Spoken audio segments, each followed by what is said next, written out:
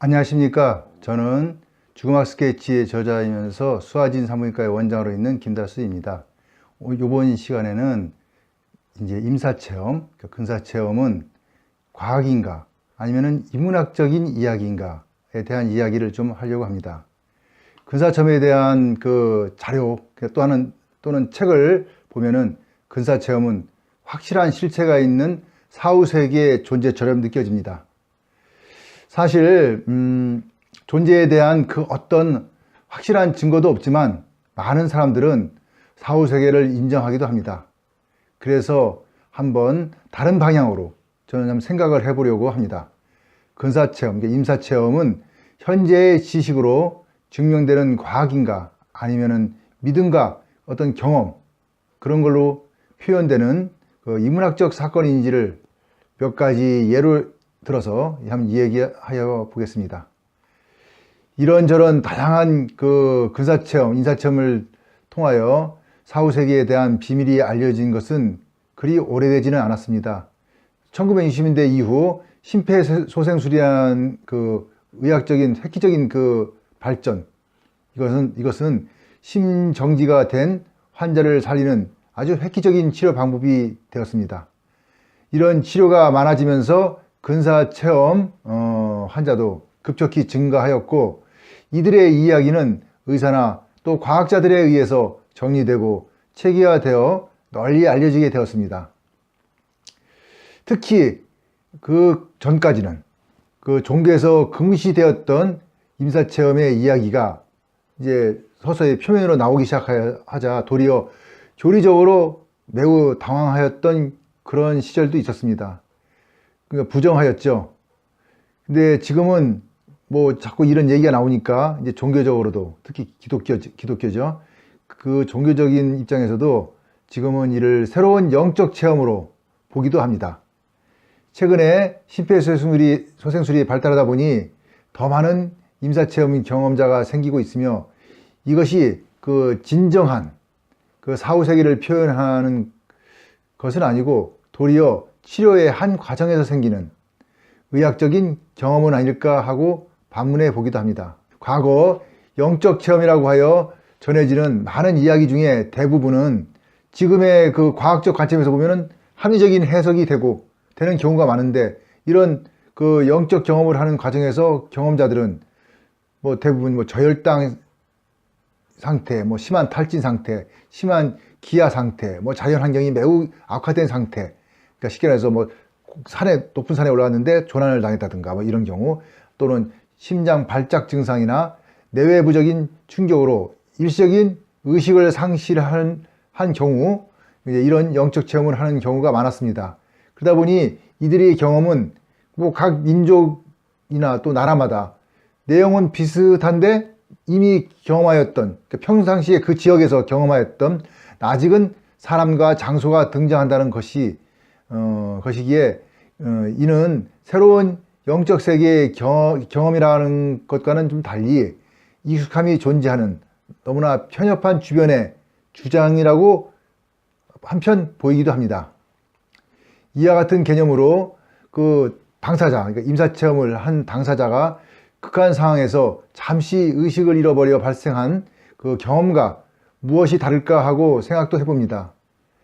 아주 젊은 시절 초창기부터 저는 그 행글라이더를 탔던 그 경험이 있습니다. 지금부터 한 40년 전 얘기죠. 뭐 전 세계적으로 처음으로 그 행글라이더가 도입되었을 때 저 이제 처음 이제 그걸 타봤는데, 제가 한때 그 경주에 토암산이라고, 불국사가 있는 토암산이죠. 그 토암산에 올라가서 그 뒤쪽으로 활공을 하여서 중문단지 쪽으로 쭉 활공을 하던 그런 기회가 있었습니다.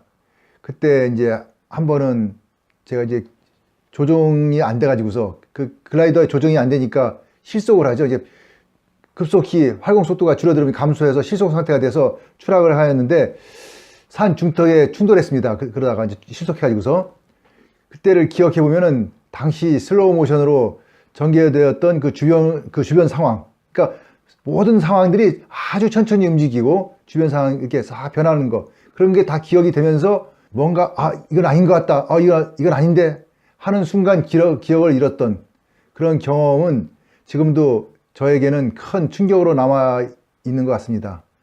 이는 교통사고를 당해본 분들도 조금은 이해가 되는 그런 경험이라고 저는 봅니다.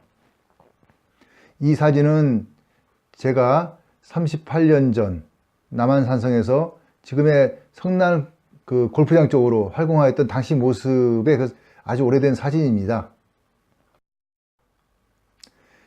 간혹 산모가 그 자궁출혈이 심해서 응급수술 중에 과다출혈로 심장정지가 발생하는 경우, 그래서 정말 CPR, 아까 여기 소생술을 한 거죠. 응급소생술을 해서 겨우 소생을 시켜 이렇게 그런 살리는 그런 경험도 좀 해봤는데,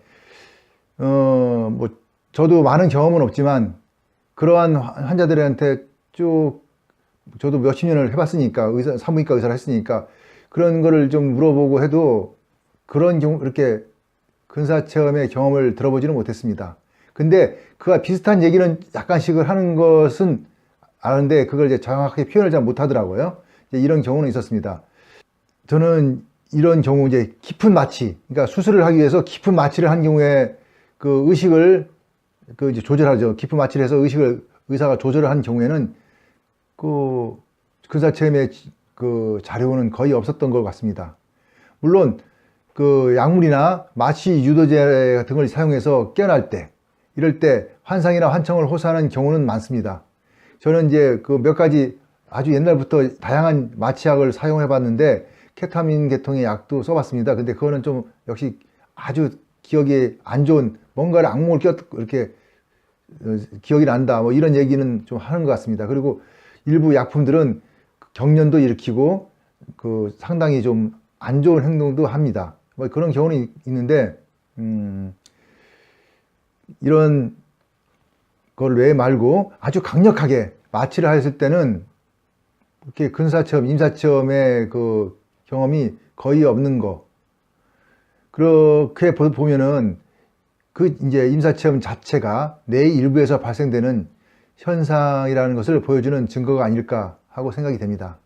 어린 시절 크리스마스 날에 가끔 읽는 또는 듣는 찰스 디킨스의 그 소설 크리스마스 캐럴에 나오는 구두쇠 스크루지 영감은 자는 동안에 유령들을 차례로 만나서 그러니까 과거, 현재, 미래를 보는 거죠.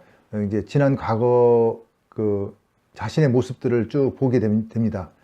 크리스마스의 참된 의미를 깨닫게 되는데 그걸 보면서 자신이 얼마나 구두쇠 역할을 했고 너무나 자기의 그 집사를 얼마나 괴롭혔는지 이런 문제들을 자기가 스스로 깨닫게 되고 반성하는 그러한 그 아주 임사체험과 유사한 이야기가 나옵니다. 아마 제 생각으로는 그 당시 스크루지 영감도 일시적으로 당뇨나 아니면은 다른 심장이라든가 이런 거에 대한 어떤 병적 상태가 있어가지고 잠시 그러한 그 경험을 한 것은 아닌가 이렇게 생각이 됩니다. 물론 소설이지만 찰스 디킨즈는 그러한 경험을 토대로 이 소설을 쓰지 않았나 이렇게 보여집니다. 근사체험의 내용을 보면은 몇 가지 공통적인 현상이 있지만 가장 의문이 드는 것은 왜 임사체험에서 동물이나 식물에 대한 언급이 거의 없는가. 물론 일본 사람들은 고양이에 대한 이야기도 있고 나비가 있는 이런 얘기를 하긴 합니다만 전 세계적으로 임사체험의 그 증언에서는 나타나는 것은 다 성인들, 그러니까 쉽게 말해서 그 돌아가신 분들의 어떤 모습들이 대부분 나타나고 아니면 잘 알려져 있는 성현들의 모습들이 나타난다, 이런 증언을 많이 합니다. 그러면은 이런 현상이 진정 사후세계에 그 인간만이 들어갈 수 있는 그런 곳인지 하는 또 의문도 듭니다. 그럼 인간만이 사후세계를 경험하는 유일한 생명체라는 것인가? 저는 코끼리, 또 고래, 영장류, 원숭이겠죠. 이런 것들도, 그러니까 이런 것들에게 영혼이 없다고 하는 종교적인 입장은 그 사람들은 그렇게 생각하니까 그렇다 하더라도 이런 동물들도 분명 꿈을 꾸고 뇌의 기능도 인간과 거의 유사하게 하는데, 그러다 보면은 영혼은 분명 이들 동물 그 세계에서도 있을 것이고 이들도 영적 체험을 할 것이라고 봅니다. 그런 입장에서는. 그것이 아니라면 영혼에 대한 지금까지 우리가 했던 이야기들은 모두 모순이 생기게 됩니다. 그의 저의 의문 중에서 가장 큰 것은 정상적인 뇌 기능을 가진 인간의 경우 인사체험을 통해 사후세계에 대한 많은 경험은 나왔는데 평소 정신적으로 이상이 있거나 선천적으로 또는 후천적으로 인지 능력이 많이 떨어지는 사람의 경우는 이런 임사체험이나 사후세계에 대한 언급이 거의 없었다는 것에 대해서 한번 반문하고 싶습니다. 그렇다면은 사후세계의 문은 정상적인 사람들만 그러니까 받아들인다는 것이 되어 좀 모순이 되지 않나. 그래서 사후세계는 정상인들만의 세계인가 하고 다시 또 질문을 드리고 싶습니다. 이런 몇 가지 예를 들다 보니 근사체험과 사후세계에 대한 문제는 인문학적으로 바라보는 것이 더 타당한 것 아닌가. 그래서 저희 이제 임사체험에 대해서 이야기를 할 때 우리는 그걸 영적 아니면 사후세계에 대한 문제 이런 다양한 해석을 할 수 있는 것은 그 사람이 믿음으로서 받아들이면 저는 좋다고 생각합니다. 그러나 이제 또 한편으로는 그거에 너무 이렇게 빠져 들어가는 것보다는 이거는 뭐 하나의 현상, 의학적인 현상이고 또는 그 사람들의 그러니까 이런 것을 경험하는 것은 뭐 그게 아주 특별한 것은 아니고 뭐 이런 환경에서는 이렇게 나타난다. 하나의 증상과 증후군으로서 의학적인 현상으로 저는 바라보는 건 어떨까. 그러니까 인문학적으로 바라볼 수 있는 것도 얼마든지 가능하고 또 그걸 인정해주고 또 한편으로는 과학적으로 인정하는 뇌의 어떤 문제라 이렇게 생각해서 받아들이는 이 두 가지를 다 동시에 가질 수 있는 우리가 이제 쉽게 말해서 양자 쪽에 보면은 그러면 이제 그렇게 나오죠. 파동과 파동설도 있고 입자설도 다 같이 받아들이는 그런 입장처럼 이 사후세계의 문제 또한 인문학과 과학을 다 동시에 받아들여 가지고서 그 뭐 차이가 어떻게 옳고 그름의 문제가 아니라 어떻게 살 것인가에 대한 좀 더 현실적인 문제로서 받아들이면 어떨까 그렇게 생각을 합니다. 오늘 저의 이제 사후세계에 대한 또는 임사체험에 대한 그 과학적인 얘기와 또는 인문학적인 얘기에 대해서 한번 이제 여기 설명을 하였는데 이것은 각자가 느끼고 받아들이면 되지 않을까 하는 것으로 저의 강좌를 마치겠습니다. 그럼 다음에 더 이어서 더 재미있는 사후세계 또는 그 임사체험에 대한 이야기를 하기로 하겠습니다. 감사합니다.